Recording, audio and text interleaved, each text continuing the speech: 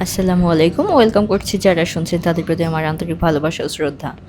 ২০২৪ সালের ছাত্র জনতার গণ অভ্যুত্থানে আওয়ামী লীগ সরকার পতনের পর হত্যার আসামি হয়ে গত ১ বছরেরও বেশি সময় ধরে দেশের বাহিরে সাকিব আল হাসান। থমকে আছে তার আন্তর্জাতিক ক্রিকেট ক্যারিয়ারেও।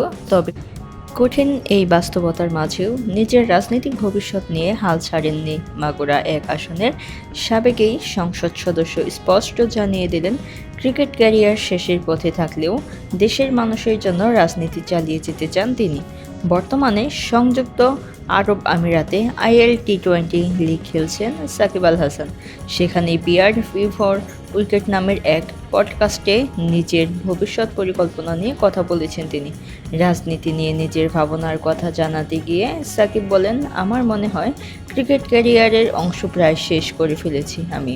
তবে রাজনীতির অংশ এখনও বাকি আছে, এমন কিছু যা আমি বাংলাদেশের মানুষ ও মাগুরাবাসীর জন্য করতে চাই।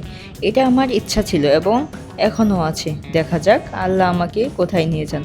গত বছরের আগস্টে আওয়ামী লীগ সরকারের পতনের পর থেকেই দেশে ফিরতে পারেননি সাকিব আল হাসান। নিরাপত্তা সংখ্যায় ঘরের মাঠে দক্ষিণ আফ্রিকার বিপক্ষে বিদায় টেস্টে খেলার ইচ্ছা পূরণ হয়নি তার। কানপুরে টেস্টের আগে অবসরের ঘোষণা দিলেও পরিস্থিতির কারণে তা ঝুলে আছে। তবে সাকিব জানালেন, তিনি এখন আনুষ্ঠানিকভাবে কোনো সংস্করণ থেকে অবসর নেননি। তার ইচ্ছা দেশে ফিরে ৩ ফরম্যাটের একটি পূর্ণাঙ্গ সিরিজ খেলে মাঠ থেকে বিদায় নেওয়া। সাকিব বলেন, আনুষ্ঠানিকভাবে সব সংরক্ষণ করে অবসর নেয়নি। আমার পরিকল্পনা হলো বাংলাদেশে ফিরে একটি পূর্ণাঙ্গ সিরিজ খেলে অবসর নেওয়া। ভক্তরা আমাকে সবসময় সমর্থন দিয়েছেন। ঘরের মাঠে খেলে তাদের এই ভালোবাসার প্রতিদান দিতে চাই। সাকিব কি আসলে দেশে ফিরতে পারবেন? অন্তর্বর্তী সরকার থাকাকালীন এটি এক প্রকার অসম্ভবই বটে, কিন্তু এখন রাজনীতি করার ঘোষণা দেয়।